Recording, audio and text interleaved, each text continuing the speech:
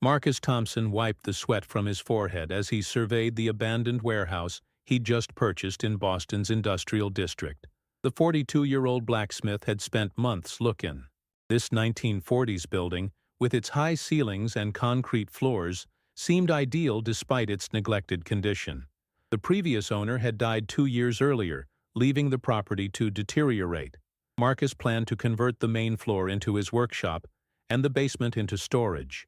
As he descended the creaking wooden stairs to inspect the lower level, his flashlight beam swept across years of accumulated debris. Rusted machinery parts, rotting wooden crates, and piles of old newspapers from the early 1990s cluttered the space. In the far corner, behind a stack of moldy cardboard boxes, something metallic caught his attention. A large industrial drum, its blue paint mostly eaten away by rust, sat partially hidden beneath a tattered tarp. Marcus approached cautiously. The drum appeared to have been sealed with industrial adhesive around its rim. Dark stains had leaked from the bottom, creating an ominous puddle on the concrete floor. The smell was unmistakable. Even after all these years, the odor of decomposition lingered. He immediately called the Boston Police Department. Within 30 minutes, Detective Sarah Mitchell arrived with a crime scene unit.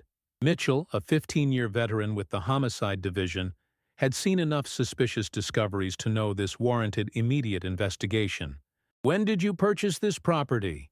Mitchell asked as the crime scene technicians prepared to open the drum. "Closed on it last Tuesday. The realtor said it had been empty since 2006, when the previous owner stopped using it for storage," Marcus replied, staying well back from the sealed container. The technicians carefully removed the tarp and photographed the drum from every angle. Using specialized tools, they broke the seal that had kept the contents preserved for years. The smell that emerged sent everyone stepping back quickly. Inside, wrapped in several layers of heavy plastic sheeting, were human remains. Despite the advanced decomposition, it was immediately clear this was a deliberate concealment. The body had been carefully positioned and sealed to prevent discovery. Detective Mitchell examined the drum's exterior markings. A faded shipping label showed a delivery date of March 15, 1991, to this same warehouse address.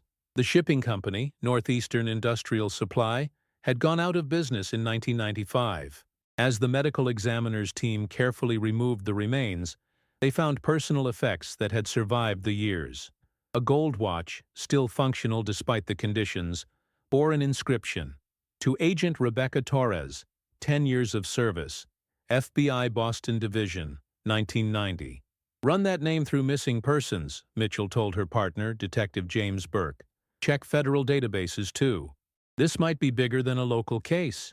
Within an hour, they had their answer. Special Agent Rebecca Torres, assigned to the FBI's Organized Crime Task Force, had disappeared on March 18, 1991. She was 34 years old, a decorated agent with commendations for her work, infiltrating money laundering operations connected to Boston's criminal organizations. The official report stated that Torres had been working undercover on a case involving illegal gambling and loan sharking operations. Her last contact with her handler was a phone call on the evening of March 17, 1991. When she failed to appear for a scheduled meeting the following morning, the FBI launched an extensive search. For months, federal agents had combed through her last known locations, interviewed every contact, and followed hundreds of leads. The investigation eventually went cold, with the assumption that Torres had been killed by the criminal organization she was investigating. However, no body was ever found, and no one was charged with her murder. Detective Mitchell studied the case file that the FBI had rushed over. Torres had been close to making arrests in what the Bureau called Operation Green Shamrock, an investigation into Irish-American organized crime figures who were laundering money through legitimate Boston businesses. The lead suspect in Torres's disappearance was Vincent O'Malley, a respected businessman who owned several construction companies and Irish pubs throughout Boston. O'Malley had been questioned extensively but never charged.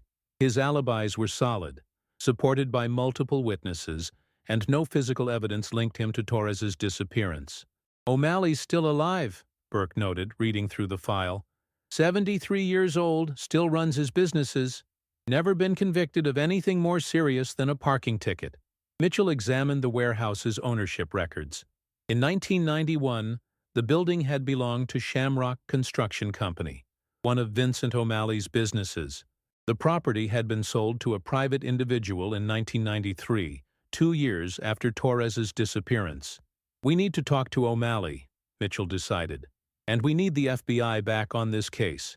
After 17 years, Rebecca Torres is finally coming home." Reopening the investigation. FBI Special Agent David Chen arrived at the Boston Police Department within 2 hours of Detective Mitchell's call. As the current supervisor of the Organized Crime Task Force, Chen had inherited dozens of cold cases, including the Rebecca Torres disappearance. He'd read her file multiple times over the years, always hoping for a break in the case. "The remains are definitely Agent Torres," Chen confirmed after reviewing the medical examiner's preliminary findings. "Dental records are a perfect match. We're treating this as a federal murder investigation with local cooperation." Chen spread Torres's original case files across the conference table. The investigation had been exhaustive, involving over 50 agents and generating thousands of pages of reports. Torres had been working deep undercover for 8 months, posing as a bookkeeper for small businesses that were suspected of laundering money. "She was getting close to something big," Chen explained to Mitchell and Burke. Her last reports mentioned discovering a systematic operation involving at least a dozen businesses. Someone was moving millions of dollars through fake invoices and inflated construction contracts. The businesses under investigation included 3 restaurants, 2 construction companies, a trucking firm, and several retail stores. All were connected to Vincent O'Malley, either as direct investments or through business partnerships with his associates. Detective Mitchell reviewed Torres's surveillance reports from her final weeks. The agent had documented regular meetings between O'Malley and several other men at his flagship restaurant, the Celtic Crown. Large cash deposits were being made at multiple banks, always in amounts just under the federal reporting requirements. "Torres believed they were preparing for something major," Chen continued. Her last communication mentioned a shipment scheduled for March 20th, 1991. "She never lived to see what that shipment contained." Burke examined the timeline. Torres disappeared on March 18th, 2 days before the suspected shipment. Her body had been sealed in the drum on March 15th, according to the shipping label, which meant she was killed 3 days before her official disappearance was reported. "Someone knew she was a federal agent," Mitchell concluded. "This wasn't random violence. They specifically targeted her to stop the investigation." Chen nodded grimly. "We always suspected someone leaked her identity. Torres was too experienced to blow her own cover.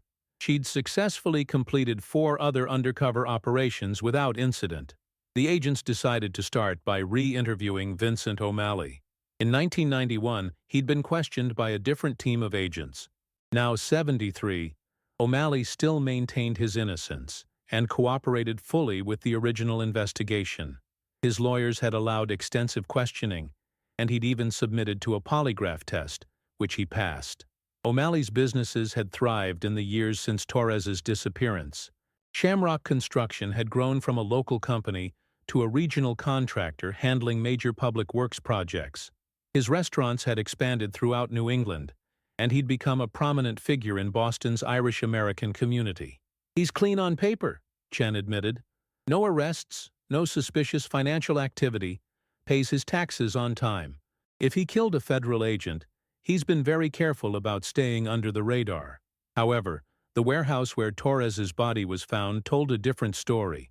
In 1991, Shamrock Construction used the building to store equipment and supplies. O'Malley had claimed the warehouse was rarely used and that dozens of people had access to it, including employees, delivery drivers, and contractors.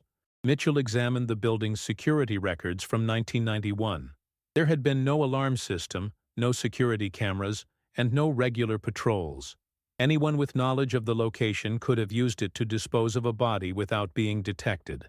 "We need to look at everyone who worked for O'Malley in 1991, Chen decided. Employees, subcontractors, business associates, anyone who might have known Torres was a federal agent. Burke had been researching the other businesses Torres was investigating. Two of the restaurants had closed in the mid-1990s, and one of the construction companies had gone bankrupt in 1993. Several of the business owners had died of natural causes over the intervening years. It's like the entire network just disappeared after Torres was killed, Burke observed.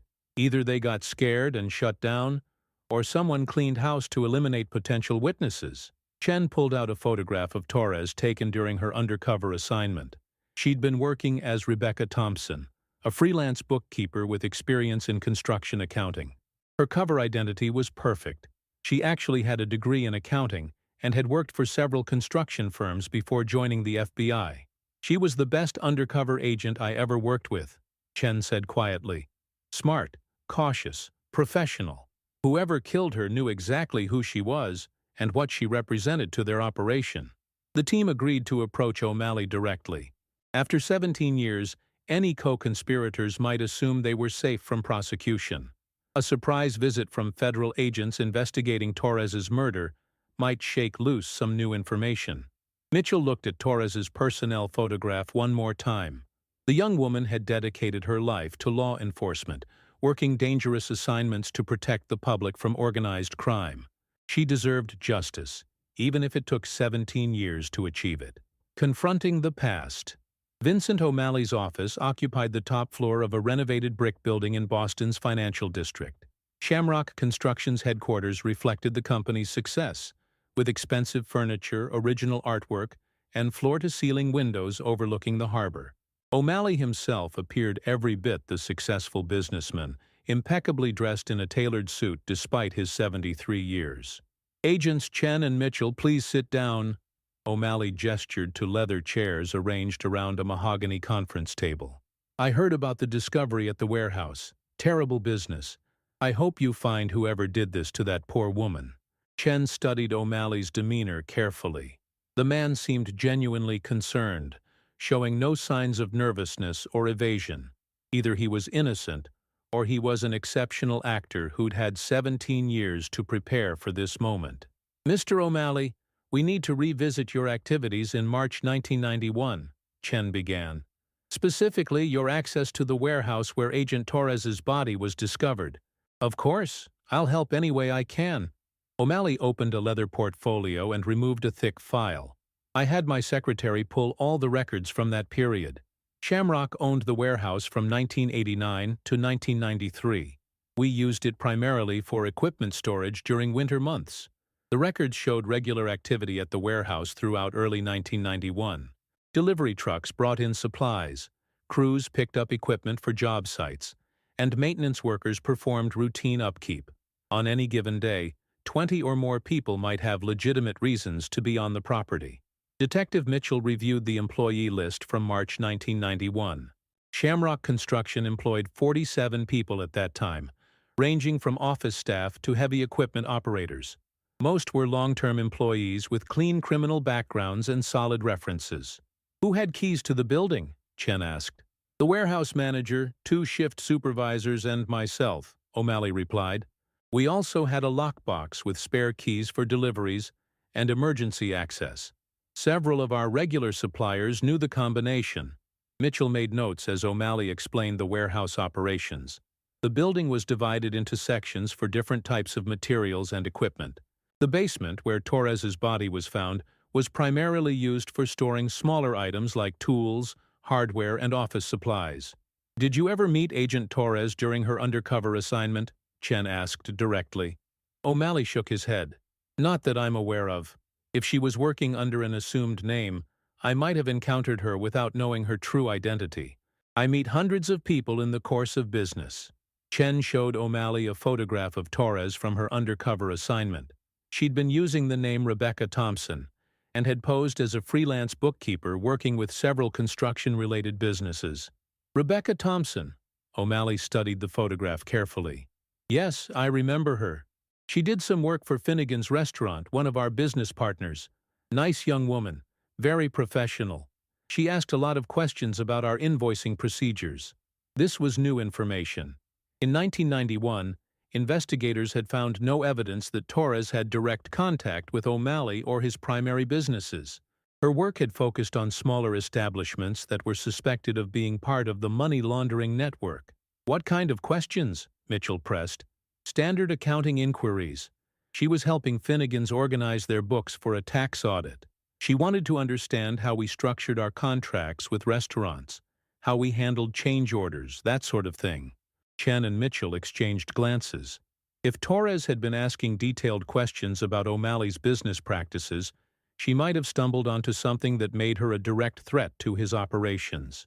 Did you provide her with any documentation? Chen asked. O'Malley consulted his file again. My office manager, Patricia Kelly, gave her copies of several standard contracts. Nothing confidential, just basic templates we used for restaurant renovation projects. The agents made note of Patricia Kelly's name. She would need to be interviewed immediately to confirm O'Malley's account and determine exactly what information Torres had obtained. Mr. O'Malley, do you recall your activities on March 15, 1991? Mitchell asked, referring to the date on the drum's shipping label. O'Malley pulled out a day planner from 1991, its pages yellowed with age but still legible. March 15th was a Friday. I had a meeting with city planners in the morning about a waterfront project, lunch with my attorney to review some contracts, and a social event that evening at the Irish Cultural Center. The alibi sounded solid, but Chen knew that alibis could be manufactured, especially when someone had advance warning about when a crime would occur. If O'Malley had ordered Torres's murder, he would have ensured he was visible and accounted for when it happened. Who else was at the Irish Cultural Center event? Chen asked. It was a fundraiser for the scholarship program. About 200 people attended.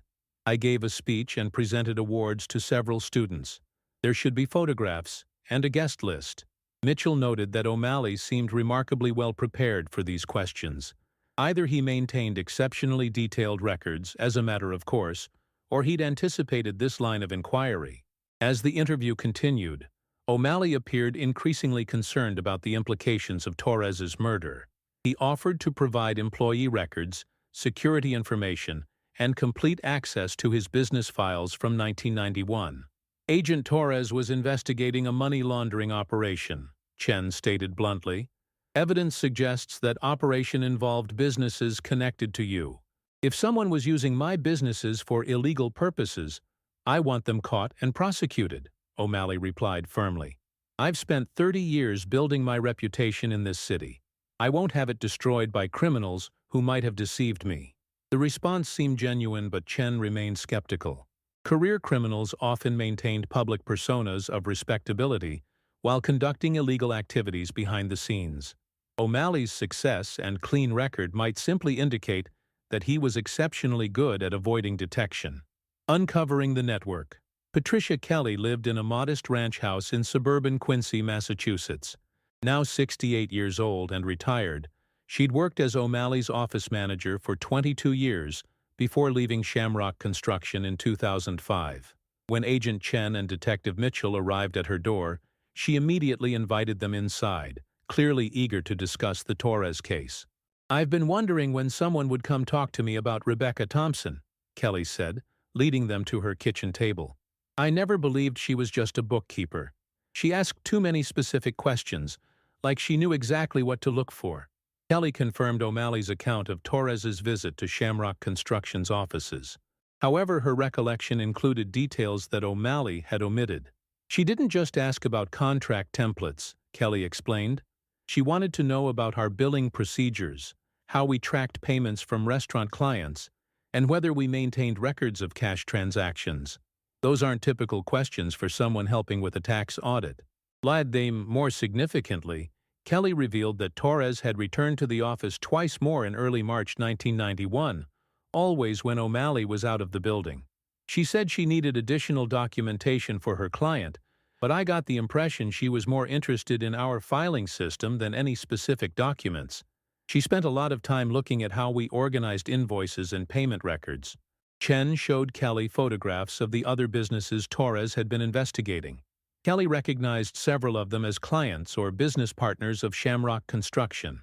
Mr. O'Malley had close relationships with the owners of these places, Kelly noted. They'd meet regularly, sometimes at the office, sometimes at the Celtic Crown restaurant. There was definitely coordination between their operations. Mitchell asked about the warehouse where Torres's body was discovered. Kelly had occasionally visited the facility to inventory supplies or coordinate deliveries. Access wasn't as restricted as Mr. O'Malley suggested, Kelly admitted. The lockbox combination was common knowledge among our suppliers and contractors. Anyone who did regular business with us could get into that building. However, Kelly provided crucial information about who would have known Torres's true identity.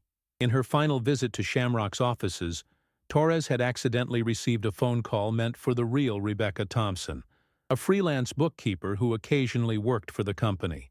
I answered the phone and asked for Rebecca Thompson. The caller said he was from the FBI and needed to confirm an appointment. I told him Rebecca was right there and transferred the call to her desk. Torres had handled the situation professionally, pretending to be confused and asking the caller to verify her contact information. But the damage was done. Anyone listening to the conversation would have realized she was connected to federal law enforcement. Who else was in the office when this happened? Chen asked urgently.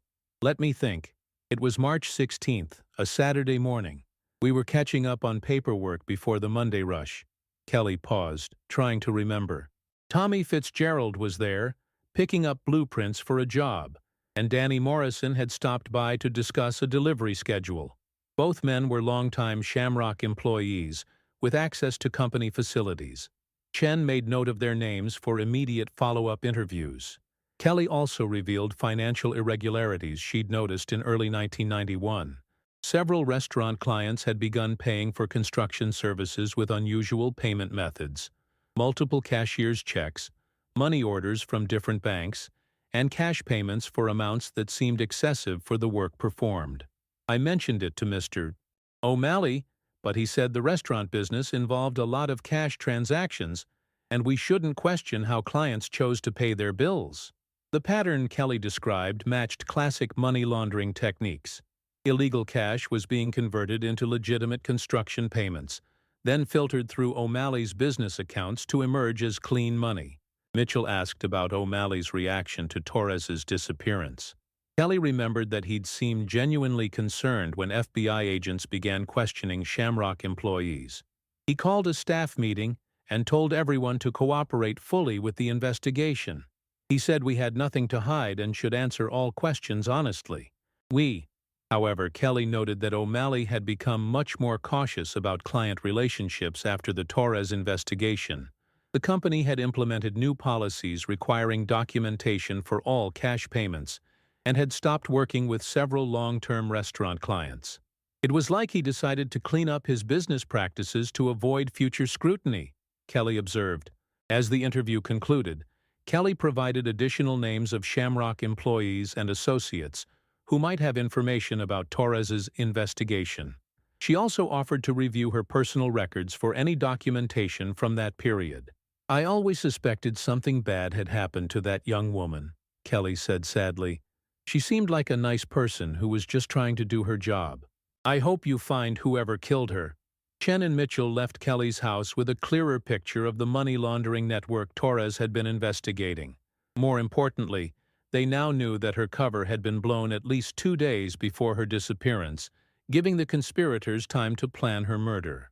The next step would be locating and interviewing Tommy Fitzgerald and Danny Morrison, the 2 men who'd been present when Torres's FBI connection was revealed. After 17 years, both might be difficult to find, but their testimony could be crucial to solving the case. The witnesses speak. Tommy Fitzgerald now owned a small auto repair shop in South Boston, having left Shamrock Construction in 1995 to start his own business. When Agent Chen and Detective Mitchell arrived at his garage, they found a heavyset man in his early 60s working under the hood of an older sedan. Grease stains on his coveralls and calloused hands testified to decades of manual labor. Tommy Fitzgerald? Chen displayed his FBI credentials. We need to ask you some questions about Rebecca Thompson and your time at Shamrock Construction.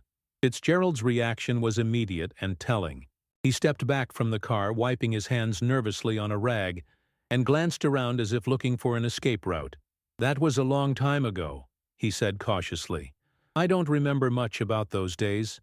Mitchell sensed his anxiety and adopted a friendly tone. "We're not here to cause trouble for you, Tommy. We just need information about what you saw and heard in March 1991. Reluctantly, Fitzgerald led them to a small office behind the service bays. The cramped space was cluttered with parts catalogs, invoices, and coffee-stained paperwork. He offered them metal folding chairs and poured coffee from a pot that looked like it hadn't been cleaned in months. "Rebecca Thompson," Fitzgerald repeated the name slowly. "Yeah, I remember her. Pretty woman, always asking questions about the business. I was picking up blueprints that Saturday morning when she got that phone call." Chen leaned forward.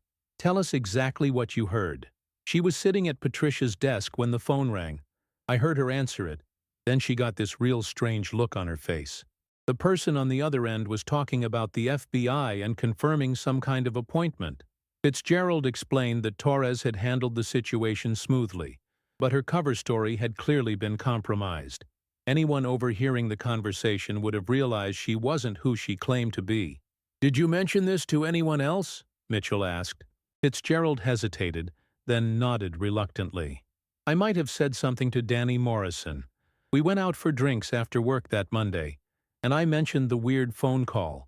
Thought it was strange that a bookkeeper would be getting calls from federal agents." This was exactly what Chen had feared. If Morrison had connections to the money laundering operation, Torres's blown cover would have quickly reached the wrong people. "What was your impression of Danny Morrison?" Chen asked. "Good worker? Reliable? But he had some rough friends outside of work. He'd grown up in Southie and still hung around with guys from the old neighborhood. Some of them weren't exactly law-abiding citizens." "Eerie." Fitzgerald provided Morrison's last known address, though he warned that the man had moved several times since leaving Shamrock Construction in 1993. He also revealed that Morrison had seemed unusually nervous after Torres's disappearance, often asking if the FBI had questioned other employees about their activities. "Danny kept saying we should all stick together and not volunteer information to the cops," Fitzgerald recalled. "At the time, I thought he was just being cautious, but looking back, it seemed like he knew more than he was letting on." The interview with Fitzgerald lasted 2 hours. He provided detailed descriptions of the warehouse layout, confirmed that many people had access to the building, and identified several Shamrock associates who had connections to suspected criminal activities. Most importantly, Fitzgerald revealed that O'Malley had held a private meeting with key employees on March 17, 1991, the day before Torres's official disappearance. The meeting had been closed to most staff, including only Morrison, the warehouse manager, and 2 longtime supervisors. "Mr. O'Malley said there might be some problems with a federal investigation, and that we should all be careful about what we said to outsiders," Fitzgerald remembered. "He didn't mention Rebecca Thompson specifically, but the timing was suspicious." After leaving Fitzgerald's garage, Chen and Mitchell drove to Morrison's last known address in Dorchester. The apartment building was run down, with peeling paint and broken windows covered by plywood. The landlord informed them that Morrison had moved out 3 years earlier without leaving a forwarding address. However, their search for Morrison took an unexpected turn when they checked criminal records. Daniel Morrison had been arrested in 2003 for operating an illegal gambling operation. More significantly, he'd been questioned in 2005 about connections to organized crime figures involved in loan sharking and money laundering. "Morrison's been on law enforcement radar for years," Chen observed, reviewing the arrest records. If he was feeding information to criminal associates, that would explain how Torres's cover got blown so quickly. Mitchell contacted Boston police detectives who had worked Morrison's gambling case. They learned that he'd been cooperative during questioning, providing information about other criminals in exchange for reduced charges. However, he'd never mentioned any knowledge of federal agents or murdered FBI personnel. "Morrison's a survivor," explained Detective Ray Sullivan, who had handled the 2005 investigation. "He's smart enough to keep quiet about serious crimes, but will trade information about smaller operations to stay out of jail. If he knows anything about a dead FBI agent, he's kept that secret very carefully." Sullivan provided Morrison's most recent known associates and hangouts. The man apparently spent most evenings at a tavern called Murphy's Pub in South Boston, where he played poker and conducted small-scale betting operations. Chen and Mitchell decided to approach Morrison at the tavern, rather than trying to track down his current residence. In a public setting, surrounded by familiar faces, Morrison might be more comfortable discussing events from 1991. As they drove toward South Boston, Chen reflected on the case's complexity. After 17 years, witnesses' memories were unreliable, records had been lost or destroyed, and key participants had died or disappeared. However, Torres's murder had been carefully planned and executed by people who understood how federal investigations worked. Someone in that network knew law enforcement procedures well enough to eliminate a trained FBI agent without leaving obvious evidence, Chen told Mitchell. This wasn't amateur criminal activity. We're dealing with professionals who've successfully avoided prosecution for nearly 2 decades. The informant's confession. Murphy's Pub occupied the ground floor of a 3-story brick building that had seen better decades. The narrow interior was dimly lit, with worn wooden floors and walls covered in faded photographs of local sports teams and Irish landscapes. Despite the early hours, several regulars nursed beers at the bar, while a card game occupied a corner table. Daniel Morrison sat with his back to the wall, dealing cards to 3 other men in their 50s and 60s. He looked older than his 59 years, with thinning gray hair, deep wrinkles, and the pale complexion of someone who spent most daylight hours indoors. When Chen and Mitchell approached his table, Morrison's hands froze mid-deal. "Danny Morrison!" Chen showed his FBI credentials. "We need to speak with you privately about Rebecca Thompson and Shamrock Construction." The other card players immediately stood and moved to the bar, sensing law enforcement business they wanted no part of. Morrison slowly set down the cards and gestured for the agents to sit. "I wondered when someone would come asking about her," Morrison said quietly. 17 years is a long time to keep a secret. Mitchell sensed they were on the verge of a breakthrough. Morrison's demeanor suggested guilt rather than defiance, as if he'd been carrying a burden for years and was finally ready to unload it. "Tell us what you know about Rebecca Thompson's death," Chen said directly. Morrison ordered a whiskey from the bartender, drank it in one gulp, then began speaking in a voice barely above a whisper. "Her name wasn't Rebecca Thompson. She was FBI working undercover to investigate money laundering operations. I found out by accident when Tommy Fitzgerald mentioned that phone call from federal agents."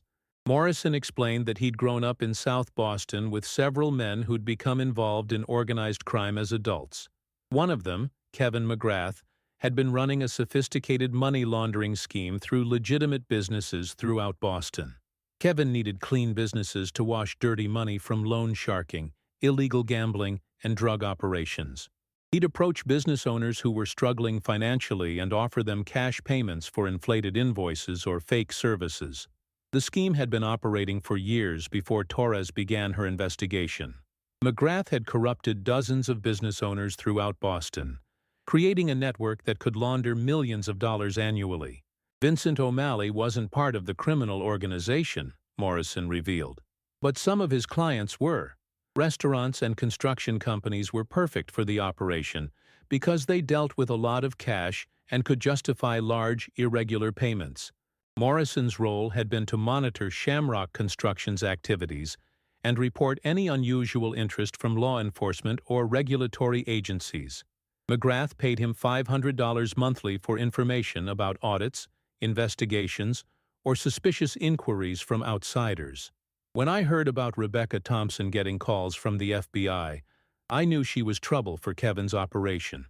I called him that same afternoon and told him about the phone call. Chen felt his stomach tighten. Morrison had essentially signed Torres's death warrant with that phone call. "What happened next?" Mitchell asked. "Kevin said he'd handle the situation. I thought maybe they'd just stop using the businesses she was investigating, wait for her to move on to something else. I never thought—" Morrison's voice trailed off. "You never thought they'd kill a federal agent," Chen finished. Morrison nodded miserably. "Kevin called me on March 18th and said the problem had been solved. He told me to forget about Rebecca Thompson and never mention her name to anyone. Said if I kept quiet, there would be a bonus in it for me." The bonus had been $5,000 in cash, delivered to Morrison's apartment 2 weeks after Torres's disappearance. McGrath had also continued paying his monthly retainer for several more years, until Morrison left Shamrock Construction in 1993. "Did McGrath tell you how they killed her?" Chen asked. Morrison shook his head. "I didn't want to know details, but he mentioned that they'd used one of O'Malley's facilities to dispose of evidence. Said O'Malley would never know because he rarely visited the warehouse personally." This confirmed what the investigators had suspected. Torres had been murdered by McGrath's organization, and her body hidden in O'Malley's warehouse to implicate him if the crime was ever discovered. Mitchell asked about McGrath's current whereabouts. Morrison revealed that the man had died in 2004 during a dispute with rival criminals. However, several of his associates were still alive and might have direct knowledge of Torres's murder. "There were 4 men in Kevin's inner circle," Morrison explained. "Besides Kevin, there was Patrick Donovan, Michael O'Brien, and Sean Kelly. They handled the violent aspects of the operation, while Kevin managed the business side." Chen made careful notes as Morrison provided physical descriptions and last known addresses for the 3 surviving members of McGrath's organization. All had criminal records for violence, extortion, and organized crime activities. "Why are you telling us this now?" Mitchell asked. Morrison looked around the dingy pub, then back at the agents. "I'm getting old. My health isn't good, and I don't have family to worry about anymore. That young woman was just doing her job, and she died because of information I provided to criminals. I've been carrying that guilt for 17 years. He paused to order another whiskey, then continued. "Besides, most of the people involved are dead now. Kevin's gone, several of the business owners died of natural causes, and the whole operation fell apart years ago. There's not much left to protect." Chen pressed for more specific information about Torres's murder. Morrison revealed that McGrath had been furious about having a federal agent investigating his operation. The man had seen Torres as an existential threat to his entire criminal enterprise. Kevin said she'd gotten too close to figuring out how the money laundering worked. If she'd been allowed to complete her investigation, dozens of people would have been arrested, and the operation would have been destroyed. Morrison provided additional details about the warehouse where Torres's body was discovered. McGrath's men had used the facility for storing stolen merchandise and conducting private meetings. They'd known about O'Malley's irregular visits and had timed their activities to avoid detection. They probably figured that if the body was ever found, O'Malley would be the prime suspect. Kevin was smart enough to always have someone else take the fall for his crimes. As the interview concluded, Morrison agreed to provide a formal statement and testify against McGrath's surviving associates. After 17 years of silence, Torres would finally have her justice. The surviving conspirators. Patrick Donovan's address led Chen and Mitchell to a rundown apartment complex in Charlestown, but their knock was answered by his elderly mother, who informed them that Patrick had died of a heart attack 6 months earlier.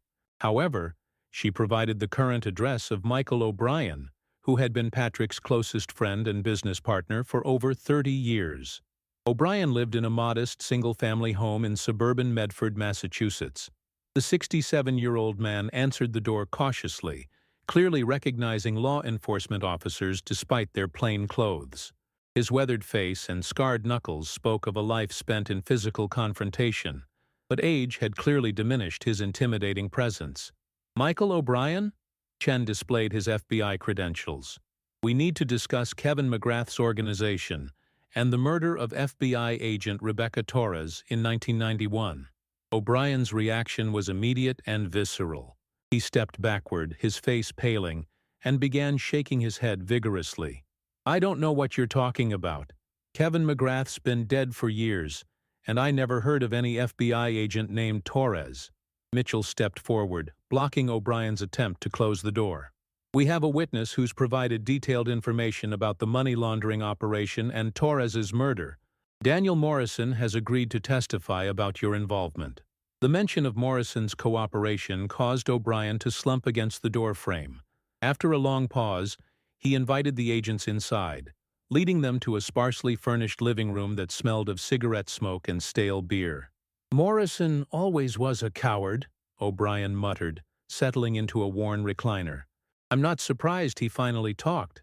O'Brien confirmed Morrison's account of McGrath's money laundering network. The operation had been highly sophisticated, involving dozens of businesses and generating millions of dollars in cleaned money annually. O'Brien had served as McGrath's primary enforcer, collecting debts, intimidating uncooperative business owners, and handling violent solutions to organizational problems. Kevin was smart, I'll give him that, O'Brien admitted. He understood that the key to successful money laundering was volume and diversification. We couldn't rely on just one or two businesses because that would create obvious patterns. The network had included restaurants, construction companies, retail stores, and service businesses throughout Boston and surrounding communities. Each business owner received a percentage of the money they helped launder, creating financial incentives for cooperation and silence. Chen pressed for specific details about Torres's investigation and murder. O'Brien initially claimed limited knowledge, but when confronted with Morrison's detailed testimony, he began providing more complete information. The FBI woman was getting too close to our core operations, O'Brien revealed. She'd identified several of our key businesses and was starting to understand how the money moved through the system. Kevin knew it was only a matter of time before she connected all the pieces. Torres's murder had been planned quickly once her true identity was discovered.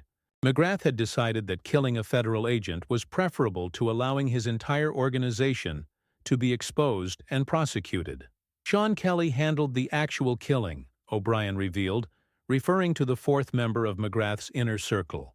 He was always good with details, making things look like accidents or disappearances rather than obvious murders. Mitchell asked about the specific method used to kill Torres. O'Brien claimed he hadn't been present during the actual murder, but he'd helped dispose of evidence afterward. Kelly told us the woman had been asking too many questions at the wrong places. He'd followed her for a few days, learned her routine, then grabbed her when she left one of the restaurants she was investigating. Water. According to O'Brien, Torres had been taken to an abandoned building in South Boston, where Kelly had interrogated her about the extent of her investigation and what information she'd already provided to other FBI agents. Kelly wanted to know if there were other undercover agents and whether the FBI suspected our specific businesses. The woman was tough. She didn't give up any information, even when Kelly got rough with her. The torture had continued for several hours before Kelly finally killed Torres.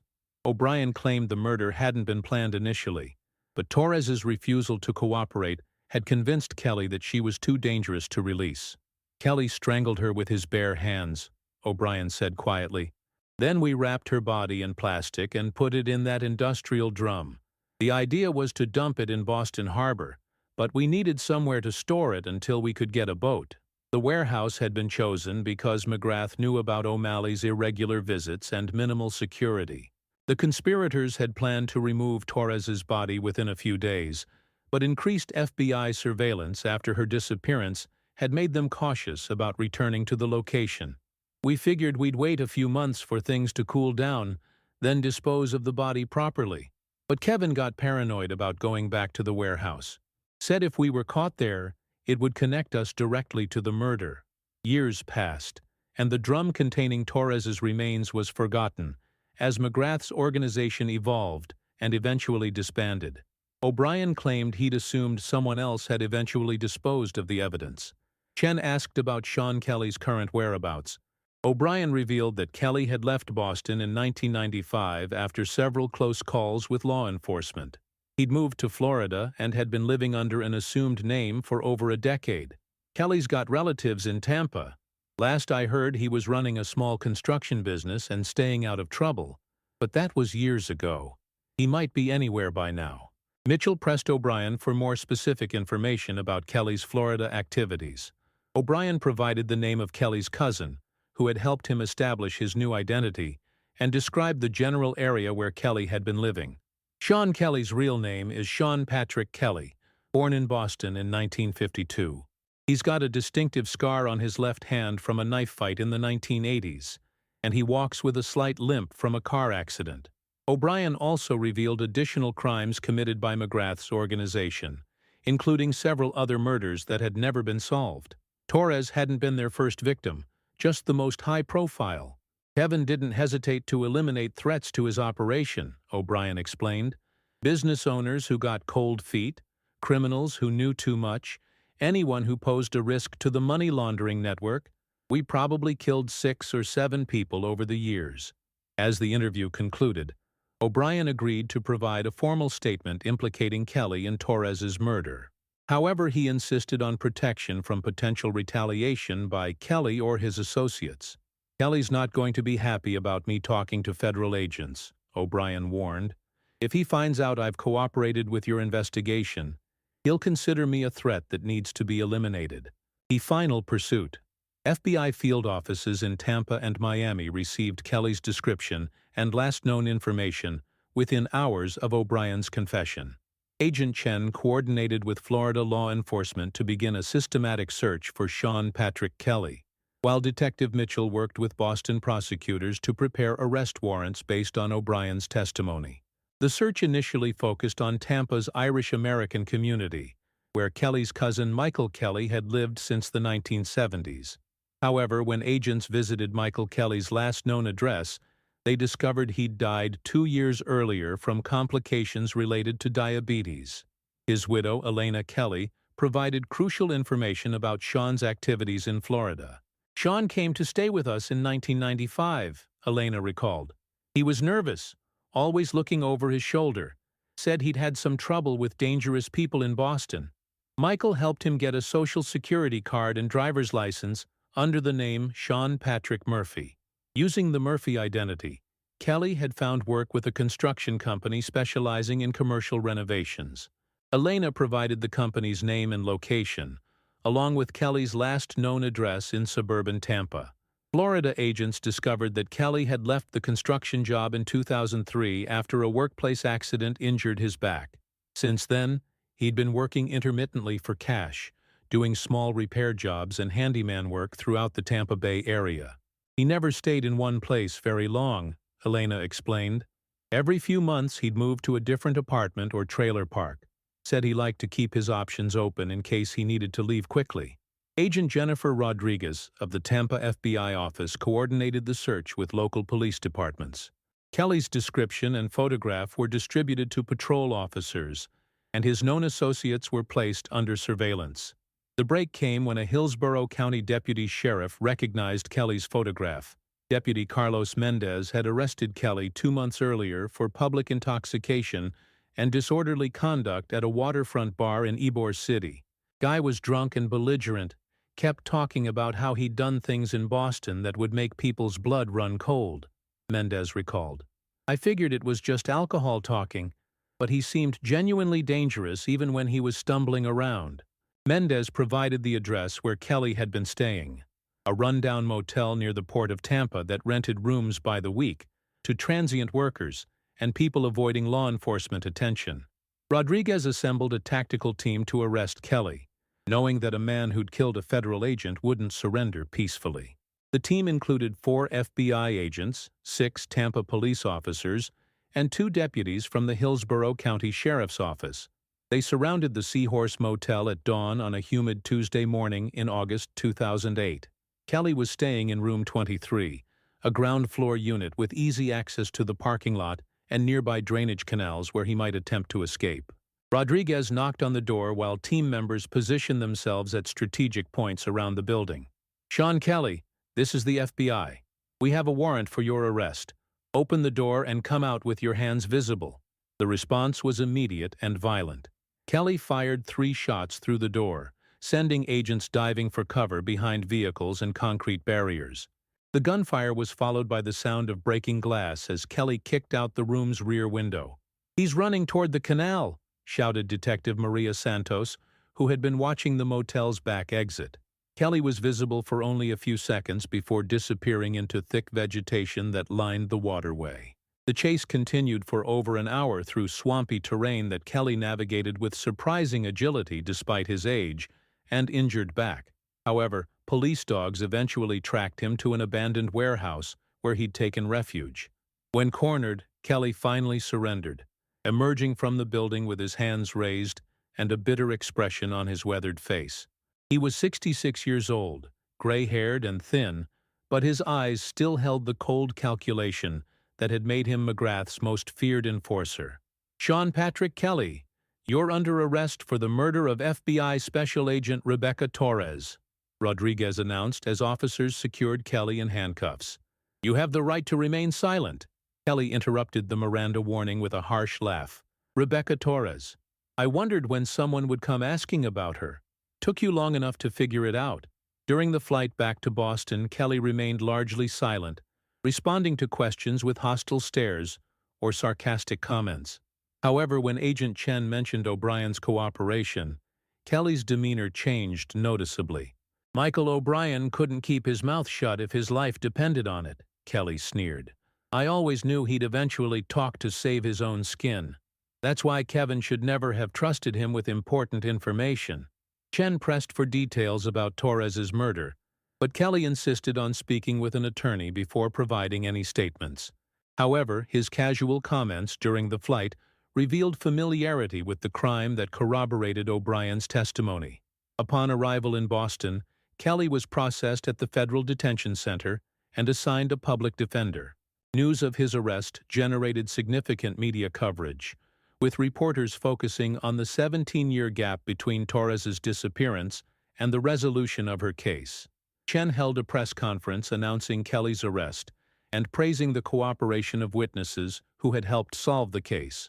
He also acknowledged the patient work of Boston police detectives who had preserved evidence and maintained investigative files that proved crucial to the eventual prosecution.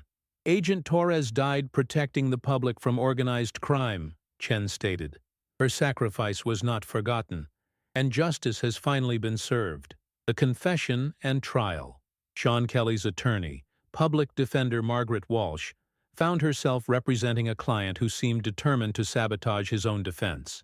During their first meeting at the Federal Detention Center, Kelly expressed open contempt for the legal system and showed no remorse for his alleged crimes. "I've been running from this for 17 years, Kelly told Walsh bluntly. "I'm tired of looking over my shoulder, tired of using fake names, tired of living like a fugitive. Maybe it's time to get this over with." Walsh had handled dozens of murder cases, but Kelly's attitude was unlike anything she'd encountered. Most clients maintained their innocence or showed some concern about potential consequences. Kelly seemed almost relieved to have been captured. The FBI woman knew what she was getting into when she started investigating Kevin's operation, Kelly continued.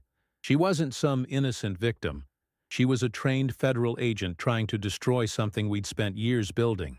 Walsh tried to explain that such statements could be used against him in court, but Kelly appeared indifferent to the legal implications of his words.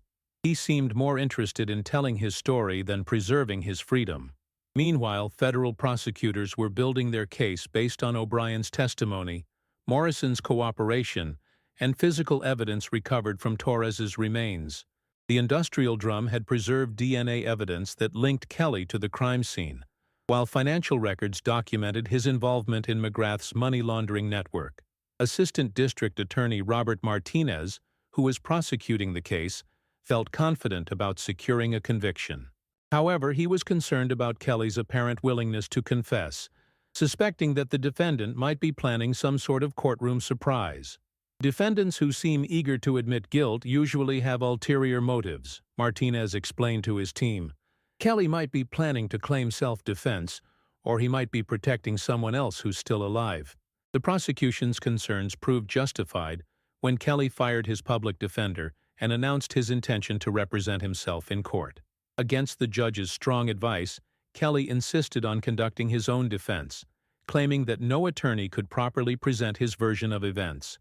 "I want to tell the truth about what happened to Rebecca Torres," Kelly informed Judge Patricia Brennan during a pretrial hearing. "The government's witnesses are trying to make me the scapegoat for crimes that involve dozens of people." Kelly's opening statement shocked the courtroom. Rather than denying his involvement in Torres's murder, he provided a detailed confession that implicated numerous individuals who had never been charged with crimes.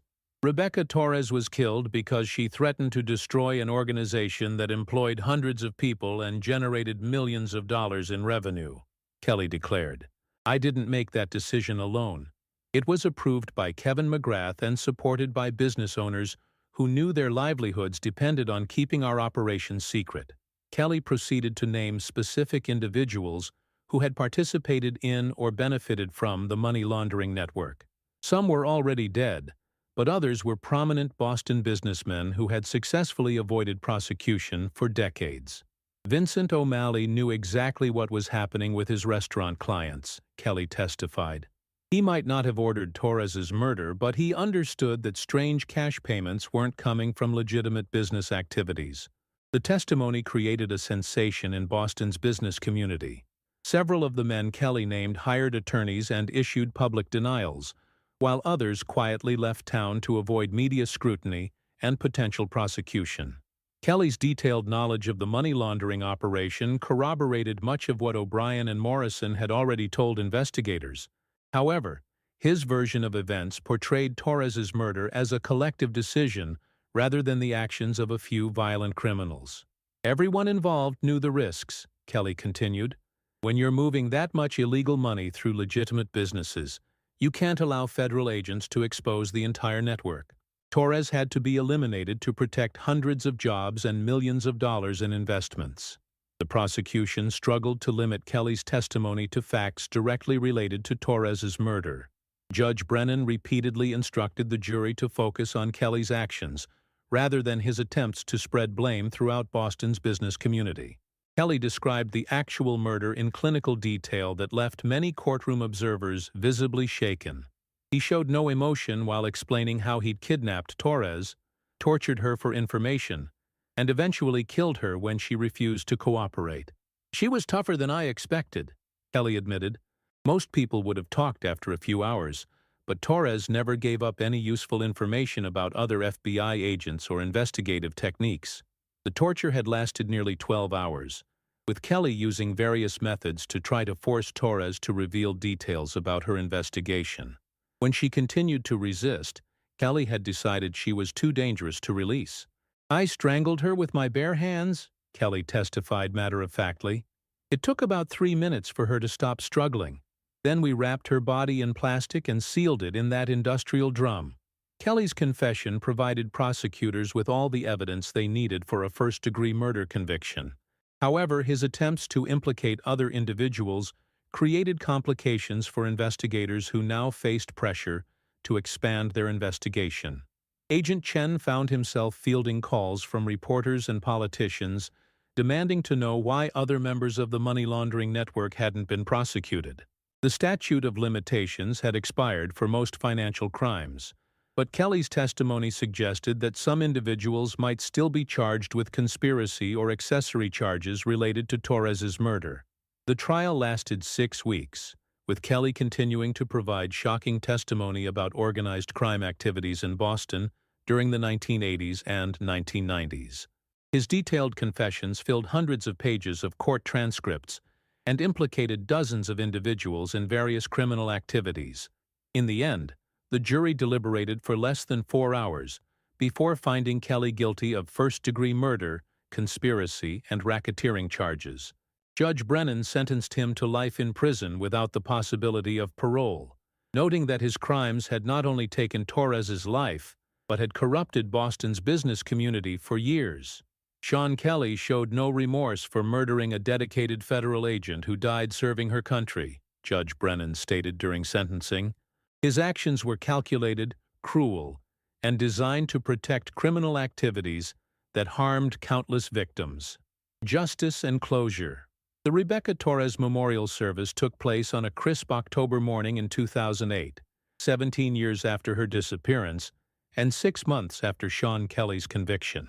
The ceremony was held at FBI headquarters in Boston, with hundreds of law enforcement officers, federal agents, and community members in attendance.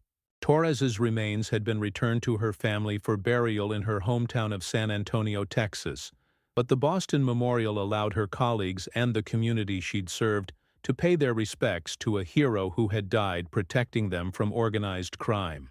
FBI Director Sarah Johnson delivered the keynote address, praising Torres's dedication and sacrifice while acknowledging the pain her family had endured during 17 years of uncertainty. Special Agent Rebecca Torres exemplified the best qualities of federal law enforcement, Director Johnson declared. She worked tirelessly to protect the public from criminals who corrupted legitimate businesses and threatened community safety. Her death was not in vain. Her investigation provided the foundation for dismantling a major money laundering network that had operated with impunity for years. Torres's younger sister, Maria Torres Rodriguez, spoke on behalf of the family. Now a successful attorney in Texas, she had spent years advocating for continued investigation into her sister's disappearance. Rebecca believed in justice and the rule of law, Maria stated tearfully. She would have wanted her death to serve as a reminder that law enforcement officers face real dangers when they work to protect society from organized crime. We're grateful that her killers have finally been brought to justice. Agent Chen, who had led the reopened investigation, reflected on the case's impact on his own career and the FBI's approach to cold cases. Torres's murder had demonstrated the importance of preserving evidence and maintaining investigative files even when cases appeared unsolvable. Modern forensic techniques and changing criminal relationships eventually provide opportunities to solve cases that seemed hopeless years earlier, Chen explained. Rebecca's case reminds us that persistence and thorough documentation can lead to justice even after decades. The investigation's aftermath had ripple effects throughout Boston's business community. While most of the individuals Kelly had implicated couldn't be prosecuted due to statute of limitations issues, several faced civil lawsuits and professional sanctions based on his testimony. Vincent O'Malley, despite never being charged with crimes, sold his businesses and moved to Florida to escape the controversy surrounding Kelly's accusations. He maintained his innocence until his death in 2012, insisting that he'd been unaware of any money laundering activities involving his restaurant clients. Michael O'Brien, who had cooperated with the investigation, received a reduced sentence for his role in Torres's murder. He was released from federal prison in 2015 and died of natural causes 2 years later, having spent his final years in a nursing home under an assumed name. Daniel Morrison, the informant whose information had led to Torres's murder, testified at congressional hearings about the need for better protection of undercover federal agents. His cooperation had been crucial to solving the case, but he struggled with guilt about his role in Torres's death until his own death from cancer in 2010. The case also led to policy changes within the FBI regarding undercover operations and agent safety. New protocols required additional layers of protection for agents' true identities and more frequent communication with supervisors during dangerous assignments. Marcus Thompson, the blacksmith who had discovered Torres's remains, used the media attention from the case to expand his business and advocate for urban renewal in Boston's industrial areas. The warehouse where Torres was found was eventually demolished and replaced with affordable housing that included a small memorial garden dedicated to law enforcement officers killed in the line of duty. Detective Sarah Mitchell, who had initially investigated the discovery of Torres's remains, was promoted to lieutenant in the Boston Police Department's Homicide Division. She credited the Torres case with teaching her the importance of cooperation between local and federal law enforcement agencies. The money laundering network that Torres had died investigating was ultimately dismantled through a combination of her original research and information provided during Kelly's trial. Federal prosecutors were able to pursue civil forfeiture actions against several businesses, recovering millions of dollars that were returned to victims of the underlying criminal activities. Sean Kelly remained in federal prison, where he continued to provide information about unsolved crimes from the 1980s and 1990s. His cooperation led to the resolution of 3 additional murder cases and helped prosecutors understand the scope of organized crime activities that had operated in Boston for decades. In 2015, the FBI named its Boston training facility the Rebecca Torres Center for Undercover Operations, ensuring that future agents would understand the risks and challenges faced by their predecessors. Torres's photograph was displayed prominently in the facility's lobby, along with a plaque reading, "In memory of Special Agent Rebecca Torres, who gave her life protecting the public from organized crime. Her sacrifice reminds us that the pursuit of justice requires courage, dedication, and the willingness to face danger in defense of others." The case also inspired changes in how law enforcement agencies handle missing agent investigations. New protocols required immediate involvement of specialized teams with experience in agent protection and recovery, while improved communication systems ensured that critical information couldn't be lost during personnel changes or administrative transitions. Perhaps most importantly, Torres's case demonstrated that justice, while sometimes delayed, could still be achieved through persistent investigation and the cooperation of witnesses willing to overcome their fear of retaliation.